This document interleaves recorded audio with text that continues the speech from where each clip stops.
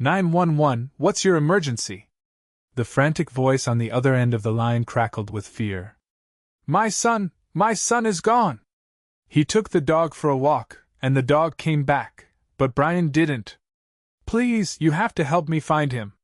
The chilling audio clip, a stark reminder of a parent's worst nightmare, fills the silence before the screen displays a photograph of a smiling young boy with bright, innocent eyes, Brian Wallace. Fargo, North Dakota, in 2007, was a place where people left their doors unlocked and children played freely in the streets until dusk. Nestled in the heart of the Red River Valley, Fargo prided itself on its close-knit community and its reputation for safety. It was a city where neighbors knew each other by name, where Friday night football games were a town-wide event, and where the most pressing concerns usually revolved around the weather. Violent crime was relatively rare, and the idea of a child vanishing without a trace was almost unthinkable. This peaceful facade was shattered on one ordinary summer evening, forever changing the landscape of Fargo's sense of security. Brian Wallace was, by all accounts, a typical 10-year-old boy. He possessed an infectious enthusiasm for life, a ready smile, and a heart full of kindness. He loved baseball, spending countless hours practicing his swing in the backyard, dreaming of one day playing for the Fargo-Moorhead Redhawks. Video games were another passion, and he could often be found engrossed in the latest adventures on his Nintendo GameCube.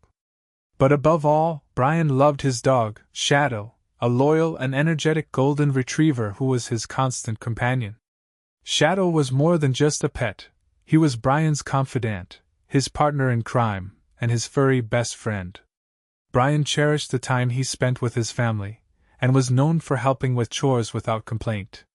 He was a reliable boy. The day Brian disappeared started like any other.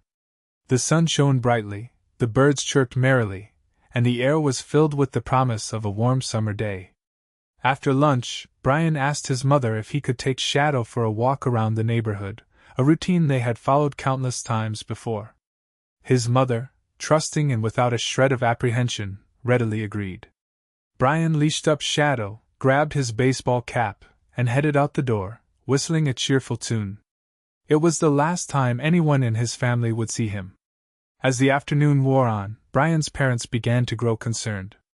He had been gone longer than usual, and the sun was starting to dip below the horizon. Their worry escalated into panic when Shadow returned home alone, his tail between his legs and a look of confusion in his eyes. The leash dangled loosely from his collar, a silent testament to the unfolding nightmare. Brian's parents immediately knew something was terribly wrong. They frantically searched the neighborhood, calling his name, their voices growing increasingly desperate. The familiar streets, once a source of comfort and security, now seemed menacing and unfamiliar. The news of Brian's disappearance spread like wildfire through Fargo. Neighbors poured out of their homes, joining the frantic search efforts. Police cars, their sirens wailing, descended on the neighborhood, transforming the once quiet streets into a scene of chaos and fear. The local news stations interrupted their regular programming to broadcast urgent updates, urging anyone with information to come forward. The community rallied together, united by a shared sense of shock and disbelief. Flyers with Brian's picture were plastered on every lamppost, every storefront, and every car window. Volunteers organized search parties, scouring parks, fields, and wooded areas, hoping against hope to find him safe and sound. The sheer scale of the response was a testament to the community's love for Brian and their determination to bring him home. The emotional intensity of the search was palpable, a heavy weight hanging over the entire city. The psychological impact on Brian's family was devastating. His parents, already reeling from the shock of his disappearance, were consumed by grief, anxiety, and a gnawing sense of uncertainty. Sleep became a distant memory as they spent sleepless nights agonizing over his fate, replaying every moment of that fateful day in their minds. His siblings, struggling to comprehend the gravity of the situation, grappled with fear, confusion, and an overwhelming sense of loss. The once happy home was now filled with an unbearable silence, a constant reminder of the empty space Brian had left behind. The crushing weight of not knowing, of being trapped in a state of perpetual limbo, took an immeasurable toll on their mental and emotional well-being. As the days turned into weeks, investigators explored every possible theory, desperately searching for any clue that might lead them to Brian. Abduction was considered, but there was no evidence of a struggle, or any witnesses who had seen anything suspicious. Accidental drowning was another possibility, as the Red River flowed nearby, but extensive searches of the river yielded nothing. They looked into the possibility that Brian had simply wandered off and gotten lost, but the idea seemed unlikely given his familiarity with the neighborhood and his reliable nature. The frustration and desperation grew as leads dried up, and the investigation seemed to hit a dead end. Each passing day brought with it a renewed sense of despair, as the hope of finding Brian alive dwindled with each tick of the clock. But the real answer to Brian's disappearance was far more disturbing than anyone could have imagined. A dark secret lurking beneath the surface of Fargo's seemingly idyllic community. It was a secret that would remain hidden for years, a mystery that would haunt the city and test the limits of human endurance. It was a secret that, when finally revealed, would shock the nation and expose the chilling truth about what really happened to Brian Wallace. If you want to learn the shocking truth about what happened to Brian Wallace, be sure to subscribe to our channel and hit the notification bell so you don't miss part 2. The initial frenzy of the search, fueled by hope and adrenaline, eventually subsided. As weeks bled into months, the intense media coverage waned, and the constant presence of law enforcement began to fade. The investigation, despite the tireless efforts of dedicated detectives, stalled. Leads that once seemed promising dissolved into dead ends, and the stream of tips from the public dwindled to a trickle. The vibrant posters bearing Brian's smiling face, once ubiquitous throughout Fargo, began to peel and fade, mirroring the fading hope of finding him alive. A chilling silence descended upon the case, a grim acknowledgement that the trail had gone cold. The Wallace family, however, refused to surrender. They continued to hold vigils, organize community events, and speak to the media, determined to keep Brian's memory alive and to remind the world that he was still missing. But beneath their unwavering public facade, a profound despair gnawed at their souls. Each unanswered question, each unfulfilled lead, chipped away at their resolve, leaving them feeling increasingly isolated and alone in their grief.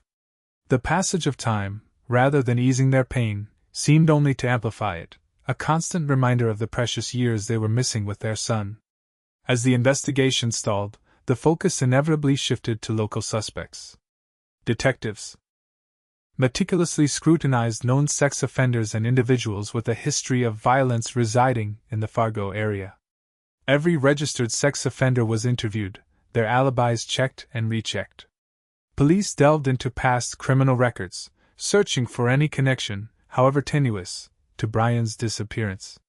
The process was painstaking and time-consuming, but it was a necessary step in attempting to narrow the field of potential suspects. Several local figures became persons of interest, their names whispered in hushed tones throughout the community. One man, a transient known for his erratic behavior and prior arrests for public indecency, was questioned extensively but ultimately released due to a lack of concrete evidence. Another, a former neighbor with a history of domestic disputes, was subjected to intense scrutiny, but investigators were unable to establish any connection to Brian's disappearance. A third individual, a registered sex offender living on the outskirts of Fargo, became the subject of intense surveillance, but the surveillance yielded no incriminating evidence. Despite the relentless efforts of law enforcement, none of these individuals could be definitively linked to Brian's disappearance, and they were eventually cleared as suspects. The exhaustive search for a local perpetrator, while necessary, proved ultimately fruitless, leaving investigators back at square one. The local police department became more and more demoralized. The media played a crucial role in keeping Brian's story alive, ensuring that his disappearance remained in the public consciousness. News outlets regularly published updates on the investigation, interviewed the Wallace family, and highlighted community events organized in Brian's honor. This constant media attention served to remind the public that Brian was still missing and that the search for answers was ongoing. However, the media coverage also had its drawbacks.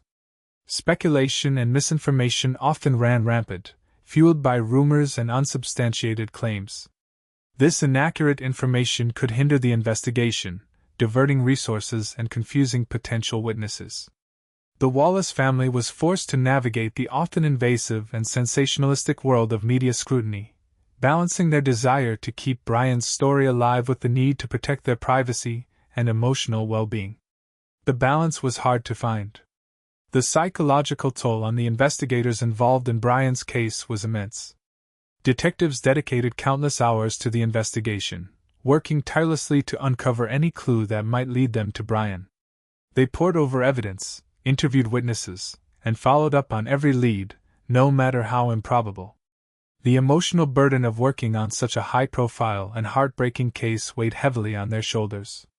They grappled with the frustration of hitting dead ends, the guilt of not being able to provide answers to the Wallace family, and the constant fear that they were missing something crucial. The relentless pressure and emotional strain took a toll on their personal lives, their mental health, and their faith in the system. Some detectives privately questioned whether they would ever find the answers they sought. Despite the passage of time and the lack of progress in the investigation, the Wallace family's unwavering hope never faltered. They refused to allow Brian's memory to fade, continuing to organize events in his honor, speaking to the media, and advocating for missing children. They established a foundation in Brian's name, dedicated to raising awareness about child safety and providing support to families of missing children. They maintained a constant presence on social media, sharing updates, photos, and memories of Brian, ensuring that his story continued to reach new audiences. Their resilience and determination served as an inspiration to the Fargo community and a testament to the enduring power of parental love. The Wallace family refused to give up hope. The limitations of forensic technology available in 2007 hampered the investigation. DNA analysis was not as advanced as it is today, and the ability to extract and analyze trace evidence was significantly more limited. Investigators were unable to utilize cutting-edge techniques such as familial DNA searching or advanced digital forensics, which might have provided crucial clues in the case. The lack of sophisticated forensic tools made it difficult to analyze potential evidence, such as clothing, vehicles, or crime scenes, and to definitively link suspects to Brian's disappearance. The technological limitations of the time served as a major obstacle in the investigation, hindering the ability to gather conclusive evidence and bring those responsible to justice. Time marched forward. As the years passed, a sense of grim acceptance settled over the town of Fargo. The initial shock and outrage gradually gave way to a quiet resignation, a somber understanding that Brian might never be found. The Wallace family, while still clinging to hope, learned to live with the agonizing uncertainty of his fate. The community, forever scarred by the tragedy, carried the memory of Brian as a constant reminder of the fragility of life and the enduring power of hope. But even as the years slipped by, the question lingered in the air, unanswered and unresolved: will Brian ever be found? Will the truth ever be revealed? Years drifted by, blurring the sharp edges of memory, yet the pain of Brian's disappearance remained a raw, persistent ache in the heart of Fargo. While the active investigation faded from the headlines, Brian was never truly forgotten. The case, along with other unsolved mysteries, eventually found its way to the newly formed Cold Case Unit within the North Dakota Bureau of Criminal Investigation. This specialized team, comprised of seasoned detectives and forensic experts, dedicated themselves to revisiting dormant investigations, hoping that fresh eyes and advancements in technology might yield new leads.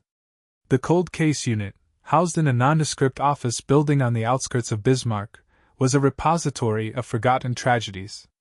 Shelves overflowed with dusty files, yellowed newspaper clippings, and faded photographs, each a testament to a life interrupted, a family left in limbo.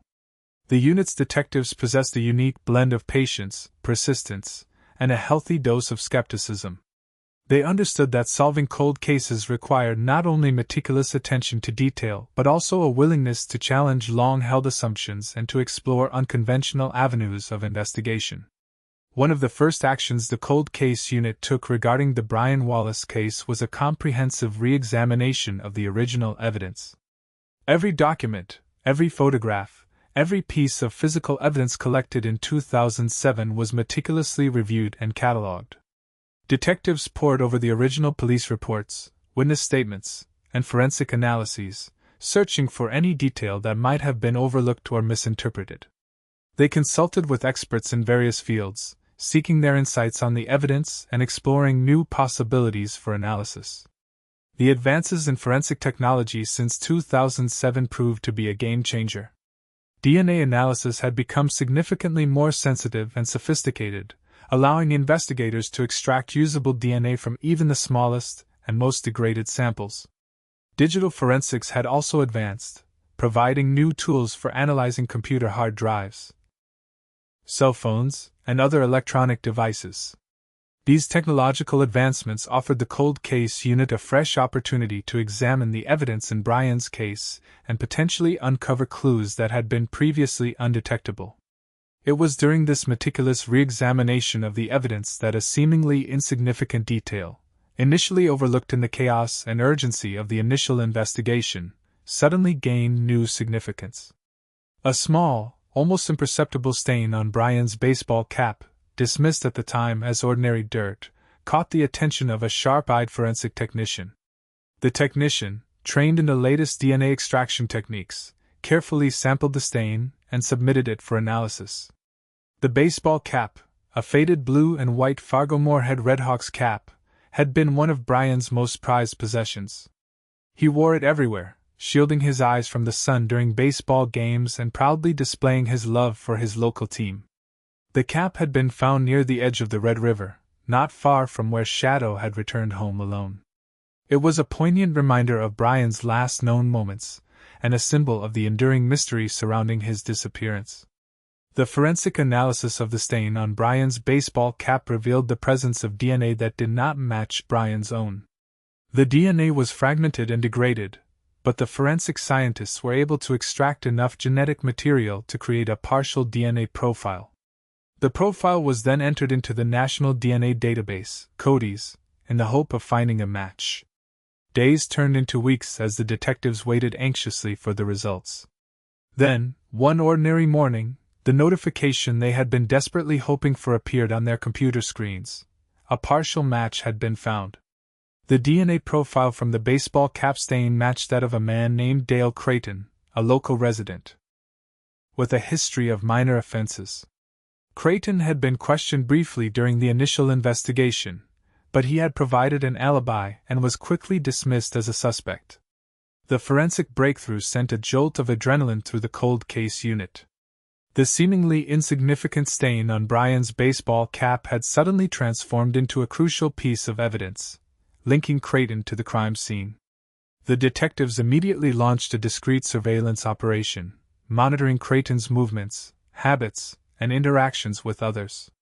They learned that he still lived in the Fargo area, working as a maintenance worker at a local apartment complex. He lived a quiet, unremarkable life, seemingly untouched by the dark secret he harbored. As the surveillance intensified, investigators began to piece together a more complete picture of Creighton's background. They discovered that he had a history of psychological issues, including a troubled childhood and a pattern of erratic behavior. They also learned that he had been known to frequent the area where Brian had disappeared, often walking along the Red River. With the mounting evidence against him, the detectives decided it was time to bring Creighton in for questioning. They approached him at his apartment, presenting him with a warrant for his arrest on suspicion of kidnapping and murder. Creighton appeared calm and composed, betraying no outward signs of guilt or anxiety. He cooperated with the officers, agreeing to accompany them to the police station for questioning. The initial interrogation was a tense and delicate dance. The detectives, armed with the forensic evidence and the knowledge of Creighton's background, carefully probed his memory of the day Brian disappeared. Creighton maintained his innocence, insisting that he had never met Brian and that he had no knowledge of his disappearance. He reiterated his alibi from 2007, claiming that he had been at home alone on that fateful day. However, as the interrogation progressed, the detectives noticed inconsistencies in Creighton's statements, subtle contradictions that suggested he was not being entirely truthful. The pressure was mounting. The detectives pressed Creighton further, confronting him with the DNA evidence from the baseball cap. Creighton's demeanor shifted, his composure cracking slightly under the weight of the evidence. He began to fidget, his eyes darting nervously around the room. He stammered and stumbled over his words, his alibi unraveling thread by thread. The investigators knew they were closing in on the truth, but Creighton remained elusive, refusing to confess or provide any information about Brian's whereabouts. The search for answers had reached a critical juncture, the fate of Brian Wallace hanging in the balance. Would Creighton crack under pressure, or would the truth remain buried forever? Building a case against Dale Creighton was a meticulous, painstaking endeavor. The DNA evidence from Brian's baseball cap was a powerful starting point, but it was not enough to secure a conviction on its own. The investigators needed to build a comprehensive circumstantial case, piecing together forensic evidence, witness statements, and any other relevant information that could link Creighton to Brian's disappearance. They knew that they had to be meticulous and thorough, leaving no stone unturned in their pursuit of justice for Brian Wallace. Surveillance on Creighton intensified dramatically following the initial interrogation. Detectives shadowed his every move, documenting his daily routines, his interactions with neighbors, and his trips to the grocery store. They meticulously recorded his comings and goings, searching for any pattern or behavior that might shed light on his involvement in Brian's disappearance. They planted listening devices in his apartment, hoping to overhear any incriminating conversations or admissions. The surveillance was intrusive and demanding, but it was a necessary step in building a solid case against Creighton. As the surveillance continued, investigators delved deeper into Creighton's background, seeking to understand the man behind the seemingly unremarkable facade. They interviewed his former classmates, his previous employers, and even distant relatives, hoping to uncover any clues about his past and his potential motives. They discovered that Creighton had a difficult childhood, marked by neglect and abuse. He had been a loner in school, often bullied and ostracized by his peers. He had a history of petty crimes and minor offenses, but nothing that would suggest he was capable of kidnapping and murder. However, they did unearth a pattern of strange behavior, including a fascination with missing children cases and a history of making inappropriate comments to young boys. Identifying a potential motive for Creighton's involvement in Brian's disappearance proved to be one of the most challenging aspects of the investigation. The detectives consulted with forensic psychologists and profilers, seeking their expertise in understanding the criminal mind. They explored various possibilities, including sexual deviancy, a desire for control, and a deep-seated resentment towards children. The psychologists suggested that Creighton may have seen Brian as a symbol of the happy, carefree childhood he had never experienced. They theorized that he may have been driven by a twisted sense of envy and a desire to inflict pain on others. The collaboration between investigators and forensic experts was crucial in building a comprehensive case against Creighton. Crime scene reconstruction specialists meticulously analyzed the area where Brian had disappeared, searching for any clues that might have been overlooked in the initial investigation. They used advanced imaging technology to create a three-dimensional model of the scene, allowing them to visualize the events that may have transpired on that fateful day. Forensic anthropologists examined soil samples from Creighton's property, comparing them to soil samples from the area where Brian's baseball cap was found. They hoped to find evidence that could link Creighton's property to the crime scene. The legal challenges faced by investigators were significant. The passage of time had made it difficult to locate witnesses and to preserve evidence. Many of the original witnesses had moved away, and their memories had faded. Some of the physical evidence had been lost or destroyed over the years. The rules of evidence also presented a challenge, as investigators had to ensure that all evidence was obtained legally and that it met the strict standards of admissibility in court. They worked closely with the district attorney's office, ensuring that every step of the investigation was conducted in accordance with the law. Obtaining warrants for surveillance and searches required a delicate balance of probable cause and respect for Creighton's constitutional rights. The legal team meticulously documented every piece of evidence and every step taken in the investigation, preparing for the inevitable legal challenges that would arise during the trial. The process was slow and deliberate, but the investigators were determined to build a case that would withstand the scrutiny of the courts. As the evidence against Creighton mounted, the tension between investigators and the suspect grew palpable. Detectives continued to monitor his every move, observing his growing unease and paranoia. They could sense that he knew he was being watched, and they could see the fear in his eyes. They used every opportunity to subtly remind him that they were closing in, dropping hints about the evidence they had gathered and the progress they were making in the investigation. They wanted to rattle him, to make him crack under the pressure and confess to his crime. The detectives understood that Creighton had been living with this secret for years, and they believed that the weight of his guilt was finally starting to take its toll. They were determined to push him to the breaking point, to force him to confront the truth about what he had done to Brian Wallace. The net was tightening around Dale Creighton. The DNA evidence, the surveillance footage, the background investigation, and the expert consultations all pointed to his involvement in Brian Wallace's disappearance. The detectives believed they had enough evidence to secure a conviction, but they knew that the trial would be a long and arduous process. They had to prepare for every eventuality, anticipating the defense's strategies and bolstering their case with every possible piece of evidence. Creighton remained free, a stark reminder of the injustice that had haunted Fargo for so long. Would the evidence be enough to bring him to justice? Would Brian Wallace finally receive the justice he deserved? The community held its breath, waiting for the next chapter in this agonizing saga to unfold.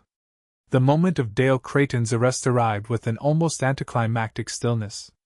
After weeks of intense surveillance, the detectives decided they had amassed sufficient evidence to make their move. It wasn't a dramatic, high-speed chase or a violent confrontation. Instead, it was a quiet, controlled operation executed with precision and efficiency. Creighton was apprehended as he left his apartment building on a Tuesday morning. He was on his way to work, dressed in his usual maintenance worker uniform. Two unmarked police vehicles pulled up beside him, blocking his path. Detectives, clad in plainclothes, emerged from the vehicles, their badges displayed prominently. "Dale Creighton," one of the detectives announced, his voice firm but respectful. "You are under arrest for the kidnapping and murder of Brian Wallace." Creighton's reaction was subdued, almost eerily so. He didn't resist, he didn't protest, he didn't even seem particularly surprised. A flicker of something, perhaps resignation, perhaps relief, crossed his face, but it was quickly replaced by a blank, emotionless stare. He simply nodded slowly and allowed the detectives to handcuff him. He was read his Miranda rights, a formality he acknowledged with another silent nod. The arrest was clean, professional, and devoid of any unnecessary drama. News of Creighton's arrest spread through Fargo like a shockwave. The community, which had lived under the shadow of Brian Wallace's disappearance for so long, reacted with a mixture of relief, anger, and a renewed sense of hope. Relief that a suspect had finally been apprehended, that the long and agonizing wait for answers might finally be coming to an end. Anger that someone living among them could be responsible for such a heinous crime, that the peace and tranquility of their community had been shattered by such a brutal act. And hope that Brian's remains would finally be found, that his family would finally be able to lay him to rest and find some measure of closure. The local news stations interrupted their regular programming to broadcast the breaking news. The headlines screamed, "Arrest made in Wallace case," and "Fargo man charged with kidnapping and murder." Social media exploded with comments, shares, and expressions of both outrage and elation. The arrest was the top story on every news website and cable news channel, capturing the nation's attention and bringing the long-cold case back into the spotlight. Dale Creighton, the quiet, unassuming maintenance worker, was thrust into the glare of public scrutiny. His name and photograph were plastered across newspapers and television screens. Details of his background, his past, and his alleged involvement in Brian Wallace's disappearance were dissected and analyzed. The media frenzy was intense, relentless, and often sensationalistic. The community struggled to reconcile the image of the seemingly ordinary man with the horrific accusations leveled against him. Creighton's identity revealed a man who was born and raised in Fargo. He had attended the local high school, where he was described as a quiet and unremarkable student. He had held a series of low-paying jobs after graduation, eventually settling into his position as a maintenance worker. He had no wife, no children, and no close friends. He lived a solitary life, seemingly unnoticed and unremarkable. But beneath the surface of his ordinary existence, a dark secret had been festering for years, a secret that had finally been brought to light. Following his arrest, Creighton was subjected to intense interrogation by the detectives. They employed a variety of techniques, including direct questioning, psychological manipulation, and the presentation of forensic evidence. They pressed him relentlessly, probing his memory of the day Brian disappeared, challenging his alibi, and confronting him with the DNA evidence from the baseball cap. The detectives alternated between empathy and aggression, attempting to build a rapport with Creighton while simultaneously exposing the inconsistencies in his story. The interrogation sessions were long and grueling, lasting for hours on end. Creighton initially maintained his innocence, steadfastly denying any involvement in Brian's disappearance. He claimed that he had never met Brian, that he had no knowledge of his whereabouts, and that the DNA evidence must have been the result of some sort of contamination or mistake. However, as the interrogation wore on, his resistance began to crumble. The pressure of the evidence, the relentless questioning, and the weight of his own guilt began to take their toll. Whether Creighton confessed to the crime remains a closely guarded secret, with law enforcement officials remaining tight-lipped about the details of the interrogation. Some reports suggest that Creighton eventually admitted to abducting Brian, but that he refused to reveal the location of his remains. Other reports indicate that he maintained his innocence throughout the interrogation, offering no confession and providing no information about Brian's fate. The absence of a confession presented a significant challenge for the prosecution, as they would have to rely solely on circumstantial evidence to secure a conviction. Regardless of whether Creighton confessed, the detectives immediately launched a massive search for Brian's remains. Based on information gleaned from the interrogation, as well as other evidence gathered during the investigation, they focused their efforts on a remote, wooded area outside of Fargo. The search involved hundreds of law enforcement officers, volunteers, and cadaver dogs. The terrain was difficult and unforgiving, but the searchers were determined to bring Brian home. The community rallied together, providing support and assistance to the search efforts.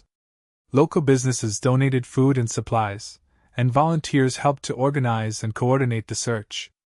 The Wallace family, despite their grief and anguish, remained actively involved in the search, clinging to the hope that Brian would finally be found. The search was a testament to the community's unwavering support for the Wallace family and their determination to bring closure to this tragic case. As the days turned into weeks, the search for Brian's remains continued, but no body was found. The detectives followed up on every lead, explored every possibility, and exhausted every resource, but Brian's final resting place remained a mystery. The absence of Brian's remains was a devastating blow to the Wallace family and the community, leaving them with a lingering sense of incompleteness and uncertainty.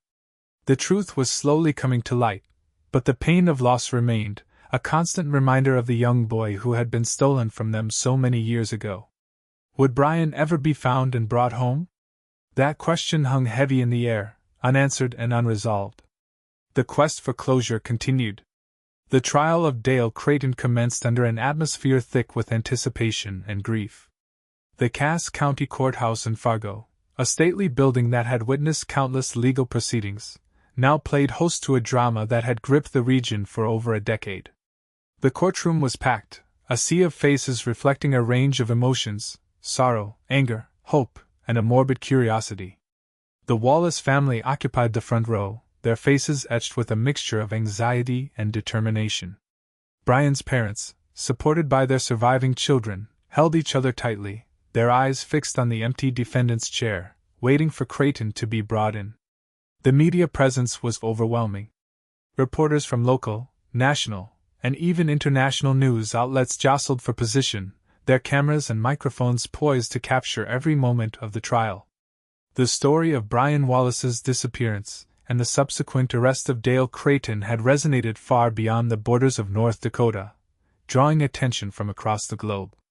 The trial was expected to be a media circus, a high-profile spectacle that would be dissected and analyzed by millions. As Creighton was led into the courtroom, a hush fell over the gallery. He appeared smaller and more frail than his photographs suggested. His eyes darted nervously around the room, avoiding eye contact with the Wallace family. He was dressed in a plain, ill-fitting suit, his hands cuffed behind his back. He seemed overwhelmed by the weight of the accusations against him, his face pale and drawn. He sat down heavily in the defendant's chair, his gaze fixed on the table in front of him. The prosecution's case rested heavily on circumstantial evidence. With no body and no confession, they had to weave together a compelling narrative that would convince the jury beyond a reasonable doubt that Creighton was responsible for Brian's disappearance and death. Their strategy focused on three key pillars: the DNA evidence from Brian's baseball cap, the inconsistencies in Creighton's alibi, and the evidence of his troubled past and potential motives. The prosecution began by presenting the forensic evidence, calling expert witnesses to testify about the DNA analysis of the stain on Brian's baseball cap. The forensic scientists explained the process of DNA extraction and analysis, emphasizing the reliability and accuracy of the testing methods. They testified that the DNA profile obtained from the stain matched Creighton's DNA, with a probability that was so high as to be virtually conclusive. The defense challenged the validity of the DNA evidence, questioning the chain of custody and raising the possibility of contamination. They argued that the DNA sample was too small and degraded to be reliable and that the forensic testing methods were not foolproof. Next, the prosecution presented evidence to challenge Creighton's alibi. They called witnesses who testified that they had seen Creighton in the area where Brian disappeared on the day in question. These witnesses could not definitively identify Creighton as the man they had seen, but their testimony created reasonable doubt about the validity of his alibi. The prosecution also presented evidence of inconsistencies in Creighton's statements to the police, highlighting discrepancies between his initial account and his later versions of events. Finally, the prosecution delved into Creighton's background, presenting evidence of his troubled childhood, his history of psychological issues, and his potential motives for harming Brian. They called expert witnesses to testify about Creighton's psychological profile, suggesting that he may have been driven by a desire for control or a twisted sense of envy. The defense objected to the introduction of this evidence, arguing that it was prejudicial and irrelevant to the question of whether Creighton had actually committed the crime. The defense's strategy centered on creating reasonable doubt in the minds of the jurors. They attacked the prosecution's case at every turn, challenging the validity of the evidence, questioning the credibility of the witnesses, and raising alternative theories about what might have happened to Brian. They emphasized the lack of a body, the lack of a confession, and the lack of any direct evidence linking Creighton to the crime. One of the key witnesses for the defense was a DNA expert who testified that the DNA evidence was not as conclusive as the prosecution claimed.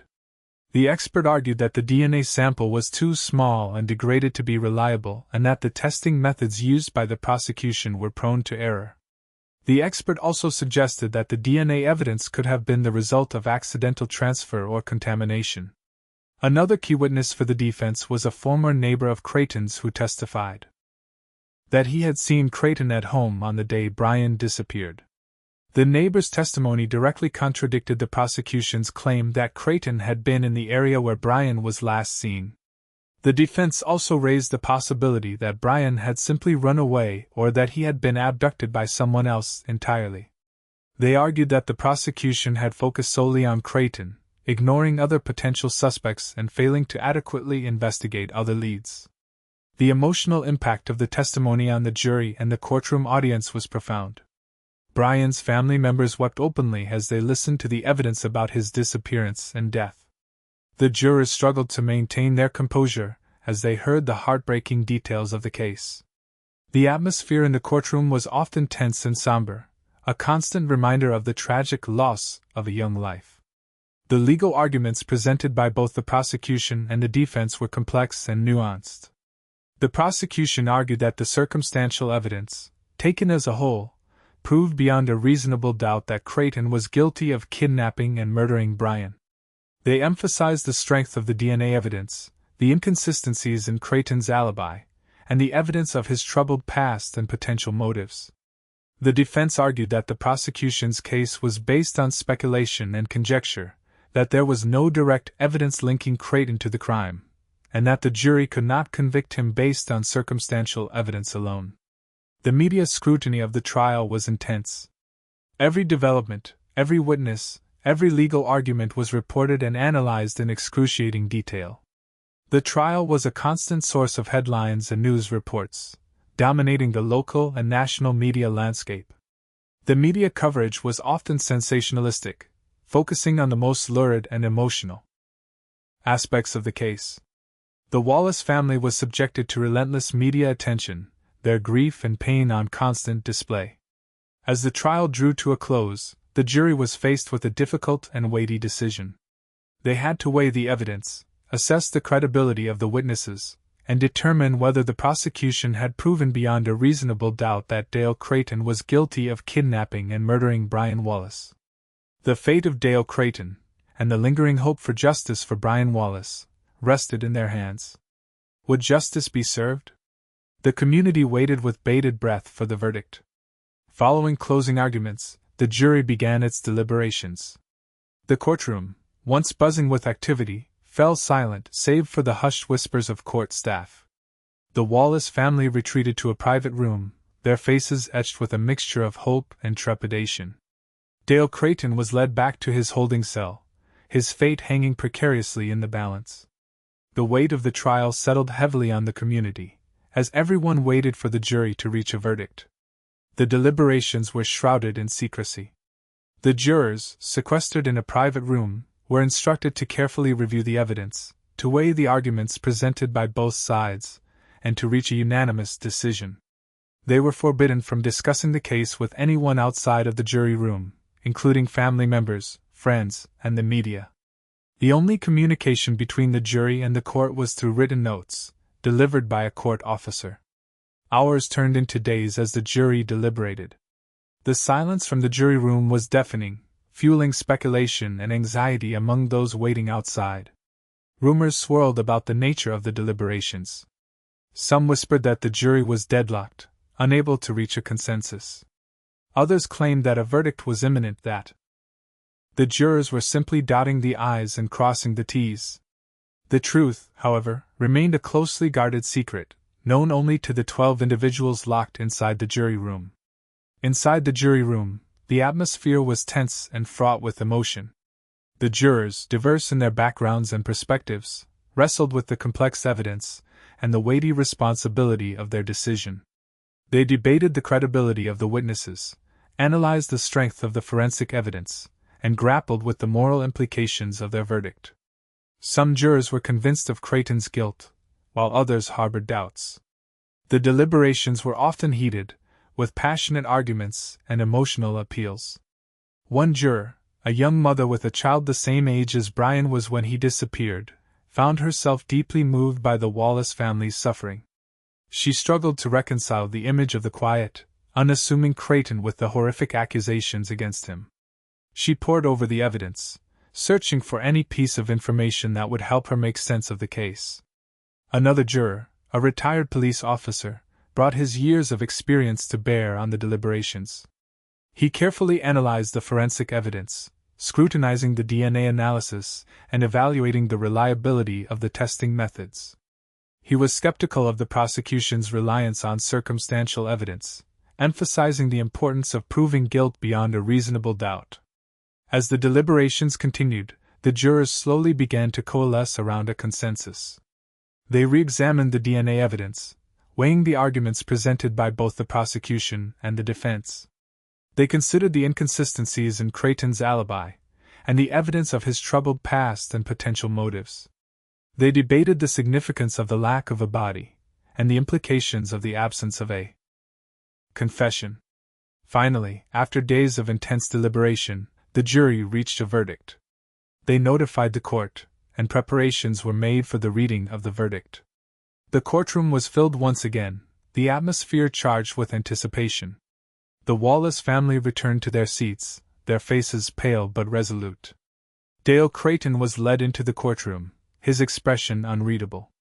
The judge entered the courtroom, and the proceedings began. The jury foreperson, a middle-aged woman with a somber expression, stood and handed the verdict form to the court clerk. The clerk read the verdict aloud, her voice echoing through the silent courtroom. "We, the jury, find the defendant Dale Creighton guilty of kidnapping in the first degree." A collective gasp swept through the courtroom. The Wallace family wept openly, their tears a mixture of relief and sorrow. Creighton remained impassive, his eyes fixed on the floor. The clerk continued, "We, the jury, find the defendant Dale Creighton guilty of murder in the second degree." The courtroom erupted in cheers and applause. The Wallace family embraced, their long ordeal finally coming to an end. Creighton was led away in handcuffs, his fate sealed. The jury had found Dale Creighton guilty of kidnapping and second-degree murder. The specific charges reflected the jury's assessment of the evidence and the legal arguments presented by both sides. Kidnapping in the first degree carries a sentence of life imprisonment without the possibility of parole. Second-degree murder carries a sentence of up to 40 years in prison. The verdict sent a ripple of relief and satisfaction through the Fargo community. After years of uncertainty and pain, justice had finally been served. The Wallace family expressed their gratitude to the investigators, the prosecutors, and the jury for their tireless efforts in bringing Creighton to justice.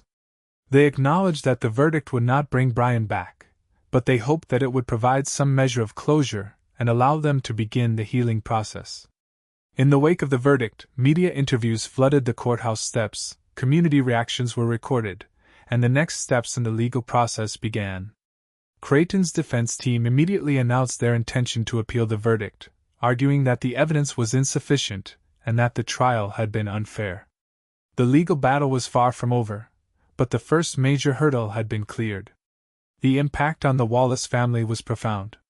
The guilty verdict brought a sense of closure they had long yearned for, but it also reopened old wounds and renewed the pain of their loss. They struggled to reconcile their relief with the knowledge that Brian was still gone, that his absence would forever leave a void in their lives. They found solace in the support of their family, their friends, and the community, and they vowed to continue to honor Brian's memory by advocating for missing children and supporting grieving families. The sentencing hearing was set for a later date. The judge would consider a variety of factors in determining Creighton's sentence, including the severity of the crime, his criminal history, and his potential for rehabilitation. The prosecution would argue for the maximum possible sentence, while the defense would plead for leniency. At the sentencing hearing, the judge sentenced Dale Creighton to life imprisonment without the possibility of parole for the kidnapping conviction, and to 40 years in prison for the second-degree murder conviction. The sentences were to run consecutively, ensuring that Creighton would spend the rest of his life behind bars. The judge stated that the sentences reflected the gravity of Creighton's crimes and the devastating impact they had had on the Wallace family and the community. Dale Creighton, after receiving his sentence, showed no emotion. As he was led out of the court, he continued to be the quiet, unassuming man he always was. Justice was served, though Brian's remains were never found. Would more information ever come to light? Only time would tell. The conviction of Dale Creighton sent shockwaves far beyond Fargo, resonating with families of missing children and advocates for justice across the nation. The case, once a cold case relegated to the back pages of local newspapers, became a symbol of hope that even the most seemingly unsolvable crimes can be brought to justice, no matter how much time has passed. Reflecting on the key events of the case, it becomes clear that the dedication and persistence of the investigators were instrumental in cracking the mystery of Brian Wallace's disappearance. The initial investigation, while thorough for its time, was limited by the technology and resources available in 2007. It was the formation of the Cold Case Unit, with its fresh perspective and access to advanced forensic techniques, that ultimately breathed new life into the investigation. The re-examination of the evidence, the discovery of the DNA on Brian's baseball cap, and the painstaking process of building a circumstantial case against Creighton were all crucial to securing a conviction. The resilience of the Wallace family served as an inspiration to the entire community. Despite the agonizing uncertainty and the passage of years, they never gave up hope that Brian would be found and that those responsible for his disappearance would be held accountable. Their unwavering determination to keep Brian's memory alive and to advocate for missing children was a testament to the enduring power of parental love. The impact of the case on the Fargo community was profound. The disappearance of Brian Wallace shattered the city's sense of security and left a lasting scar on its collective psyche. The conviction of Dale Creighton brought a sense of closure, but it also served as a reminder of the fragility of life and the importance of remaining vigilant in protecting children. The importance of cold case investigations cannot be overstated. These investigations provide a vital opportunity to bring closure to families who have suffered unimaginable loss and to hold perpetrators accountable for their crimes, no matter how long it takes. Cold case units across the country are working tirelessly to solve unsolved mysteries, utilizing advanced technology and innovative investigative techniques to bring justice to victims and their families. The success of the Brian Wallace case underscores the value of these efforts and the importance of continuing to invest in cold case investigations. Even with Creighton behind bars, a shadow of mystery continued to linger over Brian's disappearance. The most pressing question remained unanswered: where was Brian's body? Despite repeated searches, his remains were never found. This lack of closure added another layer of pain to the Wallace family's grief, leaving them with a lingering sense of incompleteness. The hope that Brian's remains would eventually be found remained, a faint ember glowing in the darkness. The enduring legacy of Brian Wallace extended beyond the courtroom and into the fabric of the Fargo community. In the years following his disappearance, numerous initiatives were launched to promote child safety and support grieving families. The Brian Wallace Foundation, established by his parents, became a leading advocate for missing children, providing resources and support to families across the country. Local schools implemented new safety protocols, and community organizations organized awareness campaigns to educate children about the dangers of abduction. Brian's memory served as a catalyst for positive change, transforming Fargo into a more vigilant and supportive community. Offering a message of hope and healing for the Wallace family and the community, it is important to emphasize the importance of remembering Brian and honoring his memory. He was a beloved son, brother, and friend, and his life, though tragically cut short, left an indelible mark on the world. By remembering Brian and sharing his story, we can ensure that he is never forgotten and that his legacy of hope and resilience continues to inspire others. The focus should remain on how Brian lived, not just how he died. The impact on the suspect's life was equally significant. Dale Creighton, once a free man, was now confined to a prison cell for the remainder of his days. His life, once characterized by anonymity and quiet routine, was now defined by infamy and isolation. His relationships with family and friends were shattered, and his reputation was forever tarnished. He became a pariah, a symbol of evil and depravity. The conviction served as a stark reminder of the consequences of crime and the enduring power of justice. The social impact of the case extended beyond the immediate community. The Brian Wallace case became a national symbol of the importance of cold case investigations and the power of hope and perseverance. It served as a reminder that no crime is ever truly forgotten and that justice can be achieved, even after decades of uncertainty. The case inspired other families of missing children to continue their search for answers and to never give up hope that their loved ones would be found. It also prompted law enforcement agencies across the country to reevaluate their approach to cold cases and to invest in the resources and technology needed to solve these challenging crimes. In closing, the story of Brian Wallace is a story of loss, grief, and the enduring power of hope. It is a story of a community shattered by tragedy and united by a shared determination to seek justice. It is a story of dedicated investigators who refuse to give up, and a resilient family who never lost faith. And it is a story that reminds us that even in the darkest of times, the light of hope can still shine through, guiding us towards justice and healing. May we never forget Brian Wallace, and may we never give up hope that justice will prevail in all cases of unsolved crime. Thank you for watching. If you found this video informative and moving, please subscribe to our channel and hit the notification bell so you don't miss our future true crime stories. And be sure to check out our next video, which explores another gripping case of justice served after years of mystery.